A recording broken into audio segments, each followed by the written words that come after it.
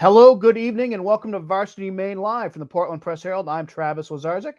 Tonight I am joined by my friends Will Kramlich from the Sun Journal and from the Portland Press Herald, Steve Craig. Our guest tonight has been the head coach at Leavitt football since 2002. He's won 3 state championships, 2009 in Class B and in Class C in 2013, and most recently in 2019. He's coached in numerous Lobster Bowls, and his team right now is 6-0 in the top seed in Class C South with a bye this weekend in the first round of the playoffs. Joining us tonight, Coach Mike Hathaway. Coach, thanks for being here. Hey, thanks for having me, guys. Appreciate it. Coach, your team kind of got off to a late start through no fault of your own. Just a couple of your first opponents had to deal with some COVID issues. And what was it like trying to keep your team sharp, just being unable to play until week 3 of the regular season?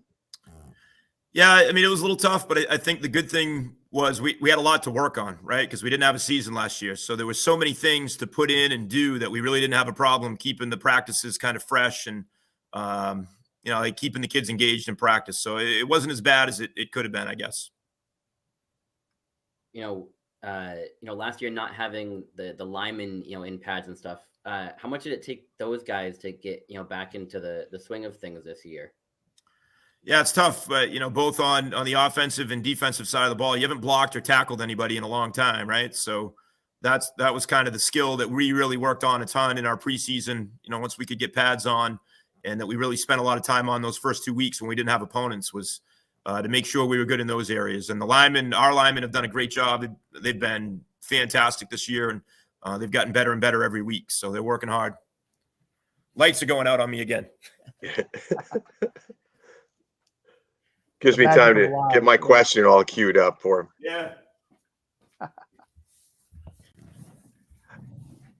Mike, I know coaches hate to look ahead, but so far this season, the one really competitive game you've had is with Cape Elizabeth. And it would appear that, you're the 1 and 2 seeds. If the seeds hold, you play Cape Elizabeth again, it would be for the South final. What will be 2 or 3 keys to that game from your perspective?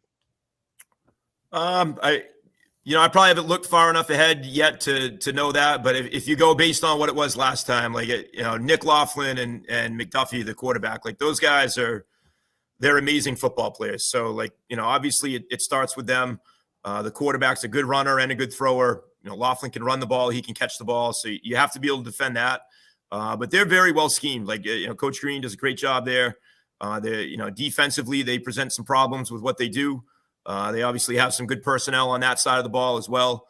And that's a team that plays real hard all the time too. So I think it's, anytime you play those guys, it's always about tackling their athletes. It's always about, limiting your turnovers and mistakes because it's hard to drive the ball far against a team like that. So you need to make a few big plays and you really need to limit, some mistakes and some big plays from them to kind of get ahead of them and hopefully play from the front a little bit. Mike, Steve asked you to look ahead a week or two. I'm going to ask you to look ahead like a year or two here. With Maine high school football, the expansion of 8-man football looks like it's going to continue, and 4 classes is probably untenable. Do you feel like Maine should switch back to 3 classes for 11-man? Because it would probably certainly affect your team. You guys have been on the cusp of B and C enough as it is. Yeah, and to be honest, I wouldn't be worried about our team. If we're in B or C or whatever, it's we're going to be fine. So I think one of the things that you just have to be cautious of if you're going to go from 4 to 3 classes is there's a lot of teams who sit on those enrollment bubbles who are new programs or recovering programs, and then they're faced with the decision of can I bump up a class and play when I've only been a 500 or less team for quite a few years in the class I'm in, or do I need to go to 8-man? And so if you do go to 3 classes, you might see a bigger exodus of teams to 8-man because they feel like, if we get moved up, maybe that's not the right fit for us anymore. So I would hate to see that. You really don't know until the end of the year and people kind of decide what they're going to do, who's going to be where. So it's tough to predict anything, but, I don't know. I mean, I think, we got to settle this out over the next 2 years, who's going to be 8-man, what those kind of parameters are going to be and what's not, and then find out who the 11-man teams are, who the 8-man teams are, and figure out the best way to do it. I'd be concerned less about what classes teams are in and more about what schedules they're playing in the regular season. That needs to be the thing to me that's looked at the most. Like, I've always been a proponent of you should play the playoffs in whatever class that you're in. that seems fair by enrollment and what they do in the other sports. But during the regular season, let's get some good matchups and let some teams play each other. Like, we'll go play a Bonnie Eagle or a TA or, Oxford Hills is a pretty local game. That'd be a fun game. And I'm sure there's other teams that would go around and do some of that too. And you could get a lot of great local matchups that, maybe are more competitive. And, then in the playoffs, go to your classes and sort it out that way. Yeah, that makes a lot of sense to me, actually, Mike. And I just wanted to ask you in a very general sense, because with football, it seems like it's really difficult to rebuild a program. You've been able to develop a very successful program that stood the test of time at Leavitt. What would be a couple of nuggets of wisdom, for that coach who's taking over a program that's maybe on the cusp of, we are having a hard time getting enough kids out, or we can't win games? Yeah, I mean, step one, you got to surround yourself with some good people around you, because you can't coach those things yourself and get them back yourself. And I think that's what happens a lot is you get a younger guy or a coach who's been around for a while, and he's going to come back and try to revive a program, and they might not have a great staff around them. And, if you're playing at some of the higher levels of football, it's awful tough to do everything yourself. So I think that's step one is, find some good people that can teach and coach and do some of that. And then you've got to get down in your youth program and start to build it from the ground up. And, I think the thing, when I first came to Leavitt, it wasn't in awful shape, but it wasn't in great shape either. They had a couple of down years. You can't go to the youth program right away. You have to manage what you have in front of you first. So you have to take whatever that situation is and figure out what's the best for that group right now. And then you got to set your sights on the bigger picture and say, all right, what do I need to do in this youth program? What's going on there? But until you really get in and get the kids engaged on what's going on, you're not going to generate any kind of excitement or buy-in. So you have to figure out kind of what the root of some of the issues might have been, and then, try to make it a place where everybody wants to be and be enthusiastic and get some people around who can be enthusiastic and know what they're, know what they're teaching. And, then it kind of falls into place, but it's not easy. I mean, you see it all over. It's never easy to go somewhere and take something that hasn't been great and make it great all of a sudden. Like, it doesn't happen very often. So it's a process, and you got to have an AD that's willing to stick with you too. Right. Mike, being at Libby Field in Turner last weekend, great atmosphere. What's that like to have the fans at those games and just the energy, the team and you guys get from those kind of fans? It's the best. It's why you do it. It's part of it. I mean, there's tons of other reasons, but game night at home is one of the best experiences that there is. And, our guys have put in enough work that they've created an environment where people care a lot about football and they want to come watch us play. And the kids come and get excited about it. There's the student sections up there. There's no track, so everybody's right on top of the field. It's just it's something that kids want to do. Like, they want to be there. And, really it's been created by the kids that we've had. I've been here and I've had great coaches, but they're the ones that have been willing to put in the work and do it. So those guys have built it. All those guys that have played over the course of the years, this is what they left behind. So it's awesome. It's fun. It's feeding off that crowd is great. Okay. Coach, that'll do it from our end with you. Thank you for joining us. Yeah, hey, I got to shout out one time. I promised them Leavitt Field Hockey, big win, 3-2 today over Freiburg. Megan Nason, Kara Jordan, Cad McDowell in my homeroom were great today. And Will, as you mentioned, Josh Creashan killed it on the anthem at Libby Field the other night. One of the coolest all-time moments. Rocked it on the electric guitar. It was awesome. So there you go. Congratulations, Leavitt. Thanks, guys. Appreciate you having me. Thanks. Leavitt head coach Mike Hathaway. All right, we will now move on to Athletes of the Week, starting with Bonnie Eagle cross-country runner Delaney Hessler. She was the only girl to break 19 minutes in any of the three classes to the South Regionals. She crossed the finish line in 18:52.82. And Steve, the Bonnie Eagle girls are the favorites to repeat as Class A champions on Saturday in Belfast. Yep, that would be their third straight. It looks like it could be the boys' race. Looks like from a team perspective, it'll be quite a battle with Portland looking for its first title since '78. Brunswick, maybe the favorite, has never won a state team title, and some other good teams in the mix too. And then I'll be fascinated to see how fast can Orono's Ruth White, a sophomore, run. She already holds the course record there, and if you break a course record that was once held by, well, actually the course record was held by a young woman from New Hampshire, but she also broke the state record that was once held by Sophie Matson. So that's saying something. So Yeah. should be a great day. It's always such a colorful event too, you know, all those different uniforms and maybe a little bit of color still left in the trees. Cross country is a pretty cool event to see live.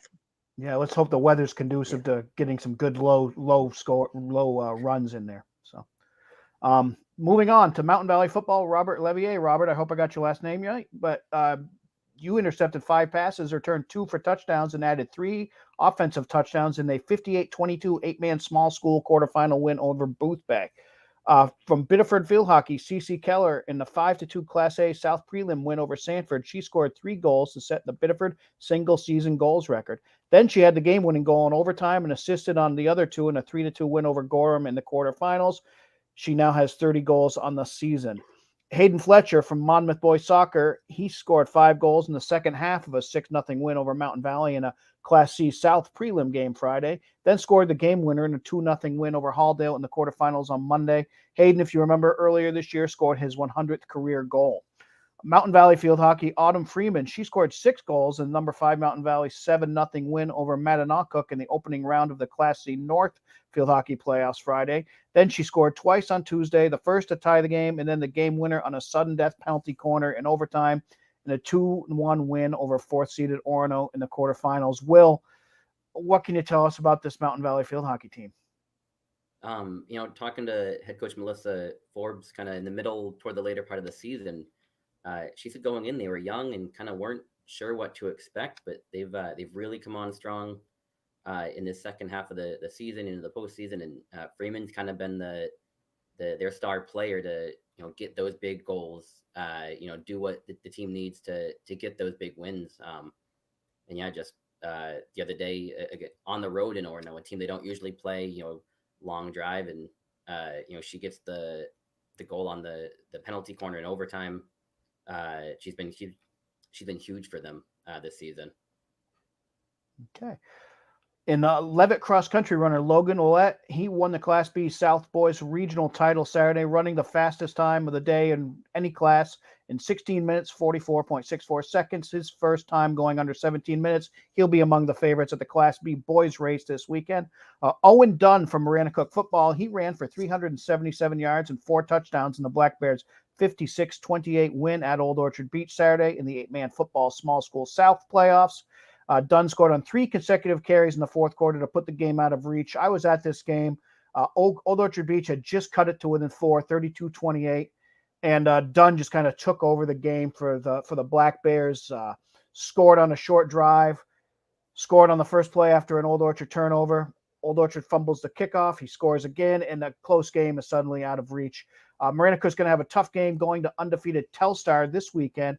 But Telstar only beat Maranacook 14-12 in the regular season, and Maranacook coach Jordan DeMillo told me they were missing some key guys that game, so wouldn't be shocked to see Maranacook go to Bethel and pull off the upset.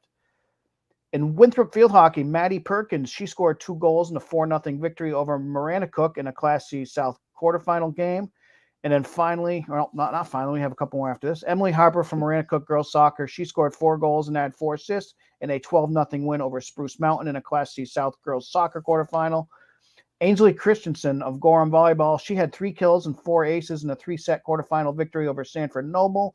Parker Higgins from Lawrence Football, he ran for 287 yards on 24 carries and scored all 6 of his team's touchdowns in a 42-38 win over Messalowski.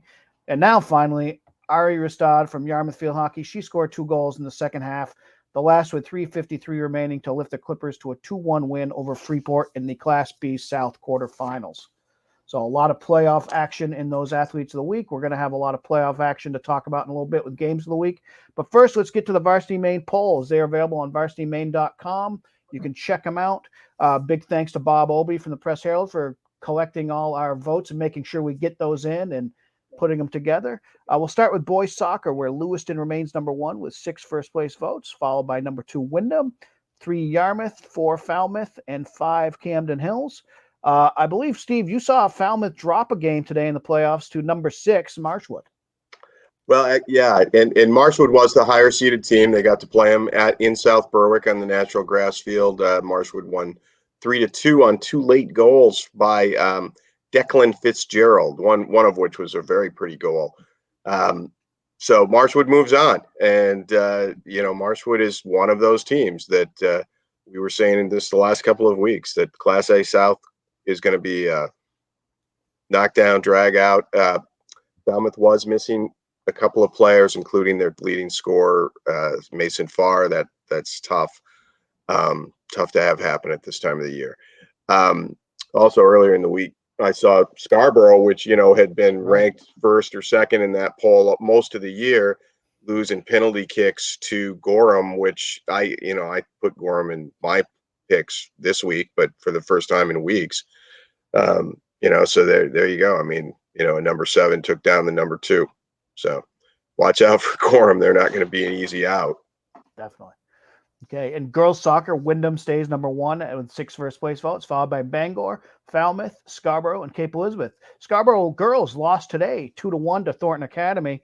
So the matchup that we all kind of thought we'd see in the playoffs, Wyndham-Scarborough, who didn't meet in the regular season, is just not going to happen because Wyndham's going to be hosting Thornton Academy this weekend. So much like the boys, guys, the girls' side in Class A South is wide open. Yeah, it's the wonder of playoffs, and I think, who knows, maybe this year without them has just heightened it even more. Because certainly the couple of games I saw the last 2 nights, the players were really going hard and clean as well, I would say. It wasn't dirty by any means. I don't want to imply that. But they were just playing hard, and they played to the end. And even tonight, after Falmouth fell behind 3-1, they got another goal, just to make the last 2 minutes, nail biting. So you can tell everybody missed playoffs last year. Yeah. All right. And field hockey, number 1, Skowhegan, no shock there. They have gotten 5 first-place votes.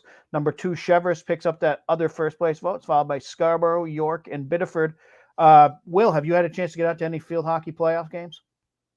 I have not. Been in the office more than at the games. But just some of those teams that are on that list. I've heard a lot about them. Winthrop is in our Sun Journal coverage area, and they've been kind of world beaters all year in Class C. So it'll be interesting to see if anyone can knock them out. But I've heard great things about Lawrence. It's great to see Biddeford doing well. I used to work down that way.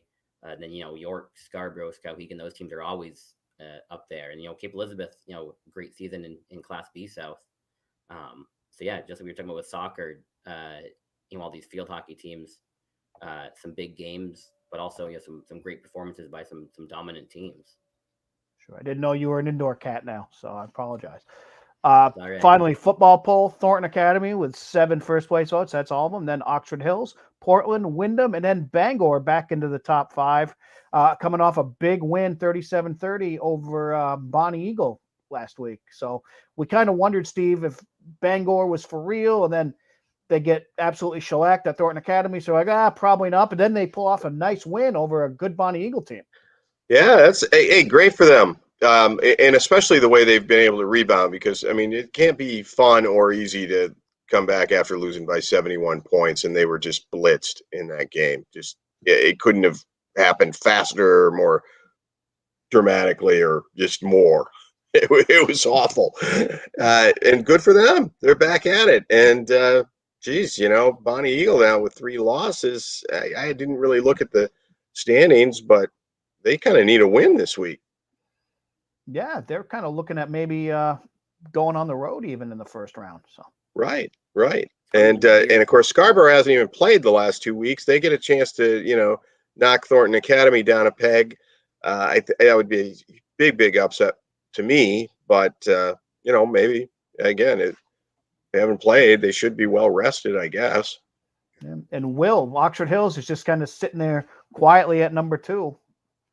Yeah, and they had a great shot against Thornton Academy at home in South Paris, and just turnovers killed them, and they still only lost by 1 score. So that's a game that obviously Oxford Hills wants a rematch. I bet Thornton wouldn't mind it, but Oxford Hills has Bangor this week. And those 2 teams are pretty much playing for that number 2 seed in Class A football. So that'll be a huge one for them, heading into the playoffs. Yeah, and I don't think they will, but if Bangor beats Oxford Hills, I think we have to say yes, they're for real, because Oxford Hills really impressed me despite the 6 turnovers when I saw them play Thornton.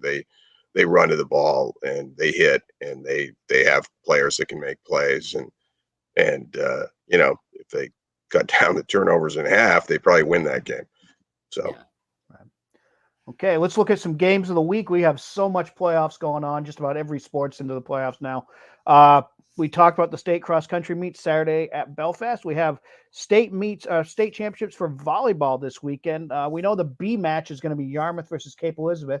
Cape Elizabeth went and knocked off that really strong Gardner team playing in its first year of varsity play tonight. I haven't seen any results from some of the Class A matches, but I'm sure we'll be hearing of those soon. Yeah, I can update ahead. you on that if you don't mind me stepping on your toes there. No, It will be please do. Scarborough against Biddeford in the state final. Scarborough took a 4-set battle with Gorham that finished up just a little bit before we went on the air. I don't have much in the way of details, but it sounded like the 4th set at least was very close, and that Gorham had some game points, but were not able to convert. Sure. In boys soccer, we've talked a lot about the tightness in Class A South, but Will, I want to ask you, there's a team in Class C South that's kind of their number 1 seed, but not many people really talk about them, Mount Abram. What can you tell us about the Roadrunners quietly doing their thing up in the mountains? Well, I mean, the thing is they play way up there, and so, it's hard to get coverage up there, but, head coach Darren Allen has just a program where just every year they bring new kids in, and, he's got a great system. The kids know how to play soccer. His son, Ian Allen, is a senior goalie. He's been, he was a starter since his sophomore year, I believe. They got different guys that can score the ball, great possession, great touch. So it'll be interesting. I'd like to see them go up against some of those, WMC team and see how they match up. But as far as, the MWC, the MVC teams, they've had some close games, but they know how to win those games. They're a really good program, and they're finally getting to show it on a little maybe broader scale. Sure. And in girls' side in Class C South, we've already had a couple upsets. Number 1, Halldale lost today. Number 8, Waynfleet. I guess I don't know if it's an upset when you lose to Waynfleet, just because they always kind of come into the tournament with a lower seed and they're kind of an unknown. And then Old Orchard Beach knocked off number 2 undefeated Oak Hill this afternoon. So that tournament's suddenly wide open, guys. Yeah, and that was wow, that's good. Good for Old Orchard Beach too. Yeah. I don't think that's a sport they've had a lot of success in previously. So good for them. Yeah, they've been. Go ahead, Will. And if I'm wrong, Old Orchard Beach veterans or alumni, you can, my email's readily available. They've been down for a few years. They had a really good team the first year at the old Journal Tribune, and then they had some down years. But Heath Lloyd's got that program back up, and that was an Oak Hill team that didn't give up a goal all regular season, and now they're out of the tournament in their first game. So that's a huge one for OOB. Yeah. All right. In Class B and C in football, we get going this weekend with quarterfinals. The 8-man in both large and small are already on to the regional semifinals. A couple games I'm interested in there is in the North in the large school division. We have Mount Desert Island coming to Waterville tomorrow afternoon at 2 to beat the weather that they're expecting on Saturday. These teams played an overtime game a couple weeks ago, so I expect another good one there. And then the game I already mentioned earlier in the South small division, we have Marina Cook going to Telstar. That was a 14-12 game in the regular season. So I think that could be a good one. Are there any football playoff games either of you guys are looking forward to this weekend? For our coverage area, Diego and Mountain Valley play in 8-man small school South Division, and they've never played a football playoff game before. And those are, 2 longtime rivals in other sports. So that'll be interesting to see how those two teams go against each other. Yeah, and another 8-man game in the large school north, Camden Hills Morse. Right. They played twice. They each won on the other team's field. They're both high-scoring teams, so maybe bring an extra blanket because that game's going to last a long while. You'll get chilly. Class B, Travis, you mentioned this in your notebook earlier today. They would appear to be lopsided games or lopsided matchups based on the regular season. But number 5, South Portland, going back to Noble, where they won 30-14. I don't know who's going to win. I think I don't even know who I picked this week, but no, I did see the first matchup. Noble really shot itself in the foot right from the beginning of the game, and then right at the end of the half when they let in a touchdown they shouldn't have, and there was also a pick six and a snap over the head. Basically, I think everything except for a field goal that South Portland got was essentially here we'll either take it and run it in for a touchdown or start on our 10-yard line. So, if Noble can avoid doing that, that could be a really tight game down to the wire, because I think they're very quality very similar. Yeah. And in Class C South, the 4-5 game between York and Wells is going to be a good one, I would think, because they're old rivals. It was a York won 35-28 last week in the regular season finale. I imagine, two teams with such a history against each other are going to really get at it. Yeah, and that was crazy because Wells led 28-6 in the third quarter. And then, and I honestly don't know what happened, but, they were playing at Wells, and to be up by 3 scores in the second half and then give it up like that, it speaks that York does have playmakers. And I got to imagine that was part of it. But yeah, so that kind of makes me wonder whether there was some fluky stuff that led to Wells getting the lead, or maybe it was the reverse, and that's why York ended up winning. Yeah, sometimes all it takes is one fluky play to just completely change momentum. Mm-hmm. Okay, well, that's going to do it for this week on Varsity Maine Live. We urge you to check out varsitymaine.com and all our websites. Check out the Facebook page, check out our Twitter feed, get up to date on any high school field hockey, soccer, football, volleyball, cross country. A lot going on this week. We'll be back next week to kind of break it all down and look at more playoffs. So for Steve, for Will, for Coach Hathaway, I'm Travis. Thanks for joining us.